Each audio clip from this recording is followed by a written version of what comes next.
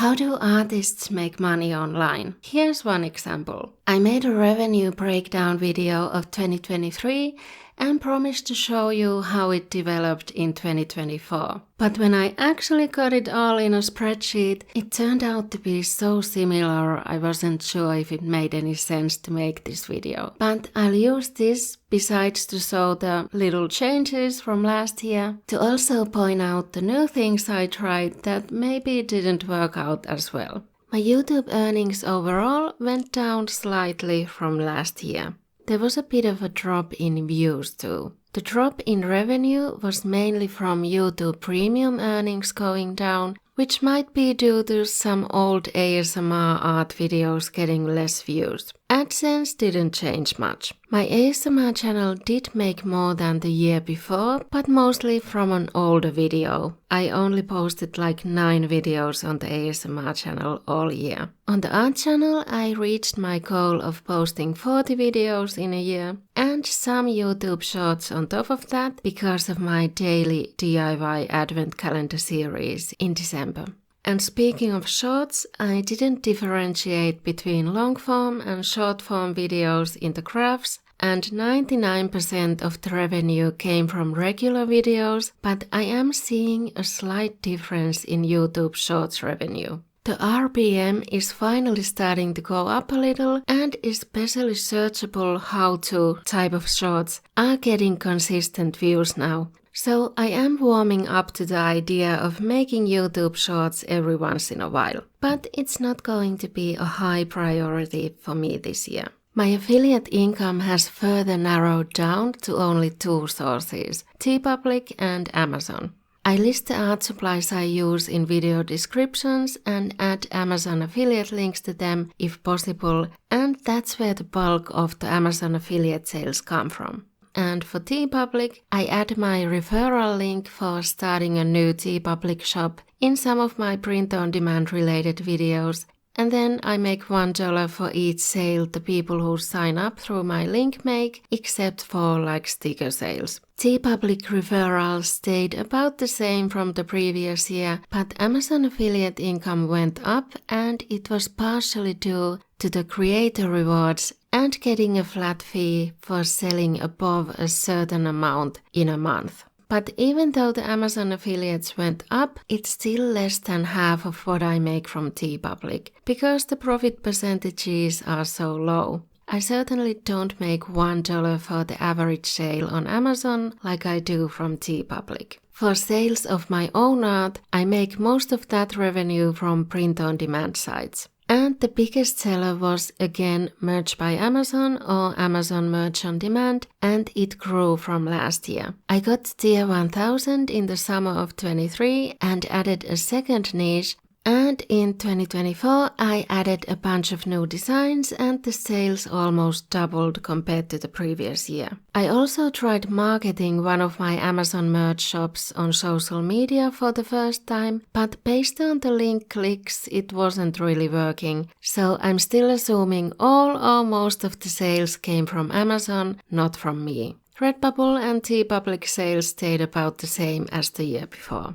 I still had Society 6 pop up somewhere in last year's revenue breakdown video. It must be in these small slivers called Other, but Society 6 went even further with the tier system than other print-on-demand sites, and now you can only have 10 designs on a free account and you have to pay them a monthly fee to upload more designs. Last time I checked, you couldn't even log into the artist studio or make a new account. And both my Society 6 sales and affiliate sales disappeared after this change. So maybe take this as a sign to have multiple shops, especially if you use print on demand, because any of them might change the rules and dry up at any time. As you can see, I make way more from Amazon selling merch I've designed and painted myself than I make from affiliate sales, which is interesting because on TeePublic it's the other way around. I make most revenue from referrals, not from my own sales.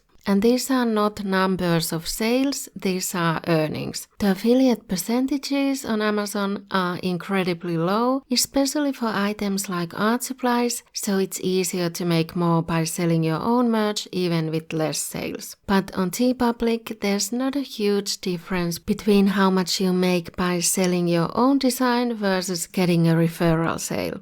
It depends on whether your design sold on sale or with the general price, and most of mine have sold on sale. So for a t-shirt, that's $2, whereas the referral would be $1. And on Amazon, you might get 20 cents for an affiliate sale, but you make, depending on the profit margin you set, maybe $1 to $5 per merch sale. Now other sales besides print on demand. Etsy sales went down. I sell digital coloring pages and coloring calendars and mood trackers on Etsy, but I haven't added new products for a while, and I'm not sure the sales are doing anything more than covering the Etsy fees at the moment. One new thing that wasn't in last year's revenue breakdown is Patreon, and I'm tagging it in with the sales here. I was contemplating in the summer about whether I should concentrate on products or starting a monthly membership. I've been hesitant about starting any type of paid subscription before because I was worried it would be a lot of extra work that I have to keep doing consistently, but with no guarantee that anyone is actually going to join the membership. Whereas with individual products, I make it once and it might keep selling years from now. Or it might never sell, but I don't have to make new ones on a monthly basis. However, after making some polls on the YouTube community tab, I started a Patreon in the fall.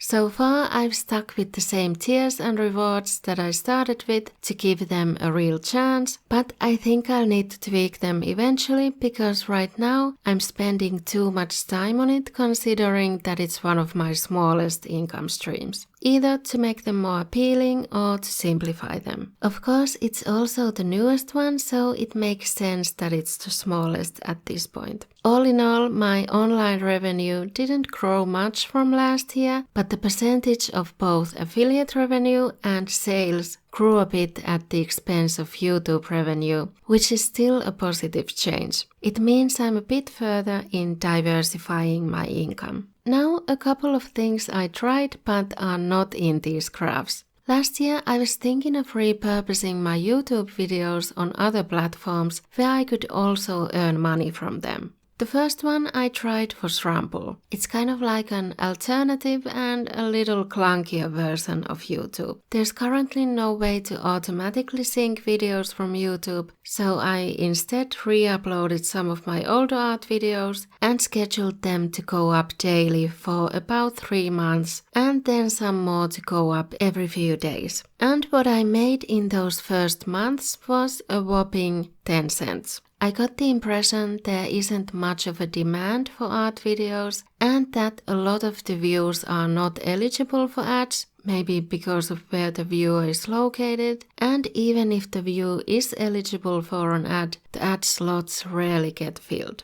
But Rumble turned out to be useful for another purpose. My external hard drive where I kept backups of most of my YouTube videos broke sometime after this and I lost most of them. YouTube does not let you download even your own videos in full HD size. Some third-party software will do it, but it's still not exactly the same quality file you uploaded and they might have some glitches here and there. Rumble, however, seems to let you download your own videos in full size and quality.